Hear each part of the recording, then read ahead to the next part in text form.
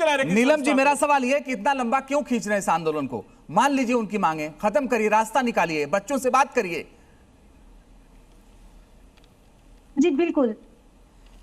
देखिए अजीत जी, मैं सबसे पहले तो ये कहना चाहूंगी कि किसी भी छात्र के साथ राजनीति होना कहीं से उचित नहीं है।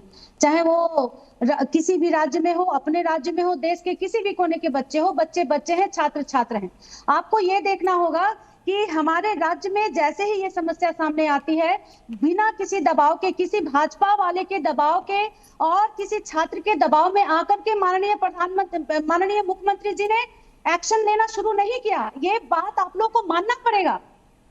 जैसे ही इनके पास संज्ञान आता है कि कुछ गड़बड़ी हुई है, रातों रात जेपीएससी कार्यालय में छापा पड़ता है। वहां के जो अध्यक्ष हैं, जेपीएससी के अध्यक्ष, उनको हिरासत में लिया जाता है, उनसे रिजाइन लिया जाता है और अभी 11-12 लोग अभी गिरफ्तार हैं।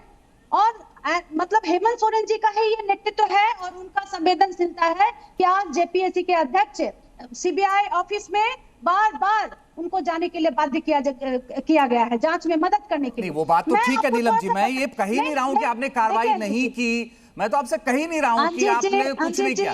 मेरा निवेदन ये है, मैं सीधा सवाल कर रहा हूं, वो बच्चे जो बैठे हैं उनसे बात करिए, उनसे बात करने के लिए कोई नहीं गया, उनसे बात करिए, उनका आंदोलन खत्म कराइए और रास्ता निकालिए, सुनिए उनकी बात। मेरा सीधा कहना है।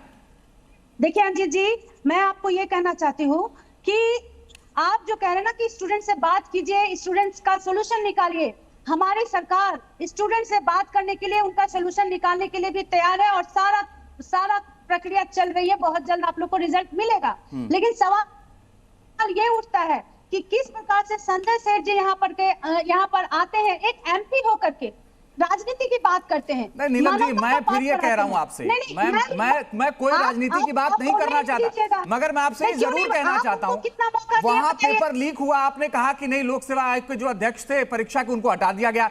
यहां आप शिक्षा मंत्री का इस्तीफा मांगती हैं, वहां आप आयोग के अध्यक्ष को हटाती हैं, तो मतलब ये तो बड़ा दोहरा मापदंड है ना। मैम, चीजों को तो समझना होगा। डिबेट का मतलब क्या होता है? चिल्लाना नहीं होता है। आपको मौका देना होगा और चीजों को समझना होगा। यहाँ पे शिक्षा मंत्री रिजाइन तब देते जब शिक्षा मंत्री के डायरेक्ट कंट्रोल में ये एग्जाम होता। जेपीएससी एक अलग इंडिविजुअल बॉडी है जो कि जेपीएससी के अध्यक्ष सहित पूरे सदस्य, उनका कमेटी पूरा एग्जाम कंडक्ट करवाते हैं। इतना क्रेडिट आप ले रही हैं उनको हटा करके, शिक्षा मंत्री का इस्तीफा आप दिल्ली में मांग रहे थे ना। उसके तहत मैं आपसे ही पूछ रहा हूं, छात्रों से कोई बात नहीं कर रहा, आप नहीं जवाब दे रही। मैं कह रहा हूं उनकी बात सुनिए, उस पर कोई जवाब नहीं है। देखिए, झारखंड के छात्र हो या राज्य के छात्र, किसी भी राज्य के छात्र हो, देश के छात्र हो, हम लोग पूरी तरह से छात्रों के साथ हैं और बहुत जल्द इसका रिजल्ट आप लोग को दिखेगा। बहुत गंभीरता से इस पे काम हो रही है। 10 सेकंड दीजिए मुझे।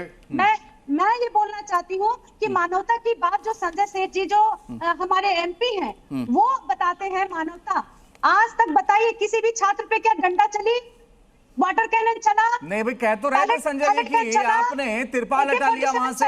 ये संजय सेठ गंभीर आरोप लगा के गए। अभी उन्होंने कहा कि जिसके नीचे बच्चे आंदोलन कर रहे हैं वो हटा लिया आप लोगों ने, आपकी सरकार है ना मैम। अंजित जी, आप वहां जाकर के देखिए, टेंट लगे हुए हैं, छात्रों के साथ कैसा व्यवहार हो रहा है पुलिस। मैं जफर साहब आपके पास आऊं उससे पहले अनंत विजय जी, आपको ये मानना पड़ेगा। मैं जफर साहब मुझे, अच्छा ठीक है जफर साहब आप ही बोल लीजिए, फिर अनंत जी के पास जाऊं। बोलिए जफर साहब।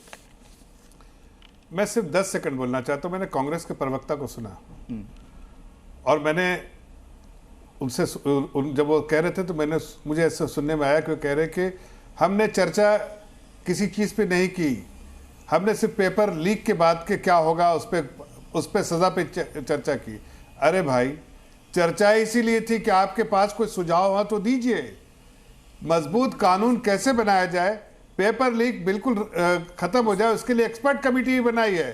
टेक्नोलॉजी का कैसे इस्तेमाल किया जाए वो भी बनाया है। आपकी जानकारी कम है। अगर आप पूरी जानकारी लेके आते तो आप इस तरह की बात नहीं करते। और यही देखा रवैया अपोजिशन का कि संसद में उनको जब मौका मिला तो कुछ नहीं बताया, सिर्फ इधर से इधर गोलपोस्ट चेंज करते रहे। आज भी कहता हूं, कोई सुझाव है तो दे दीजिए और उसको कम से कम झारखंड सरकार में दे दीजिए ताकि वहां पर आप हैं उसका फायदा होगा। जफर इस्लाम साहब, अब आपने अपनी पूरी बात कर ली हो तो कमेटी तो आपने 2024 के नीट के पेपर के बाद भी बनाई थी एक के राधाकृष्णन कमेटी, जिसने 101 रिकमेंडेशंस दी थी। क्या उन 101 रिकमेंडेशंस को लागू आपने किया है? नहीं किया आपने। सीबीआई में जो फास्ट ट्रैक कोर्ट में पहले दिन जाना था, जो पहली पेशी थी, उसमें सीबीआई का जो वकील था वो नहीं पहुंचा। इस तरीके से आप फास्ट ट्रैक कोर्ट चलाना चाहते हैं क्योंकि आप सिर्फ ऑप्टिक्स करना चाहते हैं। दूसरी बात, एक मिनट, एक सेकंड, सीबीआई का जो कन्विक्शन रेट है, लास्ट तीसरा सवाल, सीबीआई का जो कन्विक्शन रेट है पेपर लीक्स के मामले में वो 0 है। ऐसा क्यों है? एक बार बता दीजिए, अगर आपकी सीरियसनेस है पेपर लीक्स को लेके